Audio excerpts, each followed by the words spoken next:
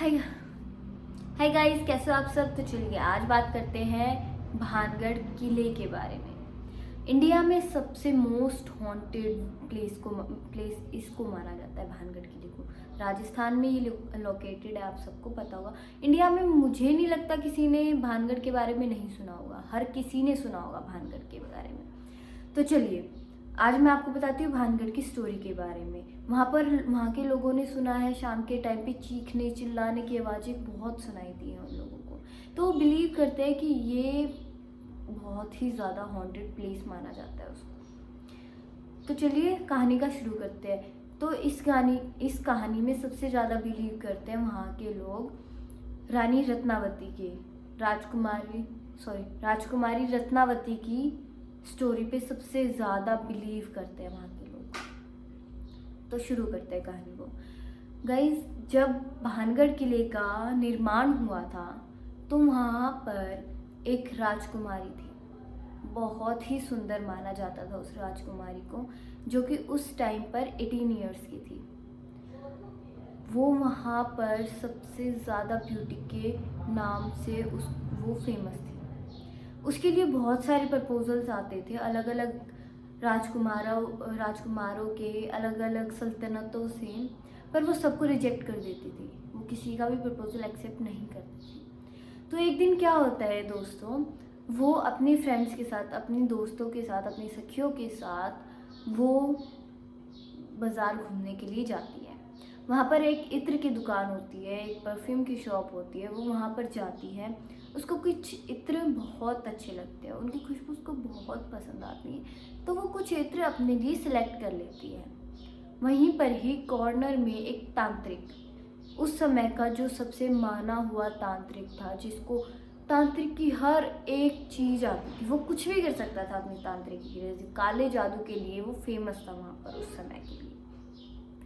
उसकी नज़र राजकुमारी रत्नावती पे पड़ती है। उसका नाम था सिंगला सेवड़ा नाम था। जो तांत्रिक था उसका नाम सिंगला सेवड़ा था।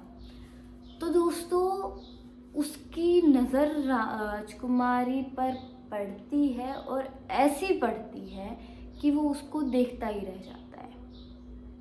काले जादू के लिए तो वो फेमस था ही।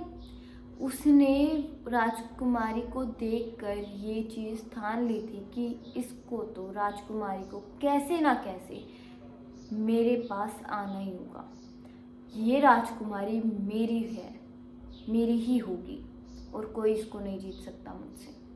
तो वो कुछ एक इत्र की बोतल पर, जो राजकुमारी ने सेलेक्ट करी होती है, उस इत्र की बोतल पर अपना काला जादू कर देता है एक बोतल पर वहाँ पर उसकी एक सखी ने देख लिया होता है। पर वो उस टाइम पर कुछ भी नहीं बोलती राजकुमारी को। जब वो सब अपने दोस्तों के साथ वो वापस अपने महल की तरफ, भानगढ़ किले की तरफ जा रही होती है, तो रास्ते में उसकी दासी, उसकी सखी, उसकी दोस्त उसको बताती है कि जो यहाँ का तांत्रिक है, काला जादू करने वाला, उसने आपकी एक इत्र की बोतल में काला जादू कर दिया था। जिसकी वजह से मैंने वहाँ पर इसलिए नहीं बोला था, डर के मारे नहीं बोला था, क्योंकि क्या पता वो मेरे ऊपर काला जादू करती। इसीलिए मैंने आपको उस टाइम नहीं बताया था कि उस तांत्रिक ने आपके इत्र की बोतल पर कुछ मंत्र फूके हैं, कुछ तंत्र करा है। तो वो ये सुनने के बाद उस इत्र की बोतल को वहीं पर ही फेंक देती है। जो राजकुमारी होती है वो उस इत्र की बोतल को वहीं पर ही फेंक देती है। जो इत्र की बोतल होता है, जो इत्र होता है जिसके ऊपर जादू किया होता है, वो एक पत्थर पे जाकर गिरता है। तो उसके अंदर जो तांत्रिक था उसने ऐसा जादू करा था कि जो भी ये इस इत्र को लगाएगा वो उसकी तरफ खींचा चला जाएगा। तो पत्थर के ऊपर वो जादू चल जाता है। वो पत्थर जाता है सीधा जाकर तांत्रिक पे लग जाता है, जिसकी वजह से उसकी मृत्यु हो जाती है।